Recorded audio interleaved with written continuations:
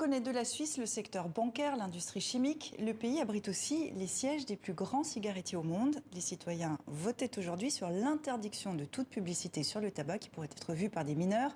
Bonsoir Michel Cerutti. Le secteur du tabac représente 5,7 milliards de chiffre d'affaires dans le pays. Les cigarettiers ont largement financé la campagne pour le non, mais ça n'a pas marché, Michel.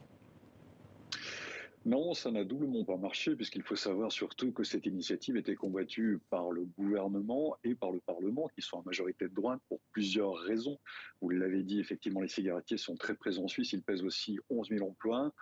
Mais on y voyait une entrave à la liberté de commerce et puis quelque chose qu'on aime bien à droite en Suisse, c'est la liberté, la responsabilité individuelle. Donc on y voyait un frein à cette responsabilité, à cette liberté. Pour autant, eh bien, la population a décidé de ne pas suivre ces autorités, d'accepter cette initiative qui vise à drastiquement réduire la publicité. En réalité, elle s'adresse aux jeunes, mais ça va être très compliqué de réussir à faire la différence entre la publicité qui est adressée aux jeunes et puis celle adressée aux adultes.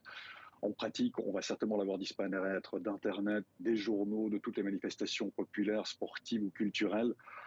Et puis elle était déjà interdite à la radio et à la télévision nationale. Bref, cette publicité risque véritablement de disparaître complètement de la Suisse, comme c'est le cas d'ailleurs en Europe, parce que la population aujourd'hui a pesé le chiffre des 9 500 décès directement liés au tabagisme en Suisse. Et cette population a estimé que ce chiffre-là était certainement plus lourd que les chiffres que vous avez énoncés tout à l'heure quant au poids économique des cigarettiers en Suisse. Analyse depuis Genève. Merci beaucoup, Michel Cerutti.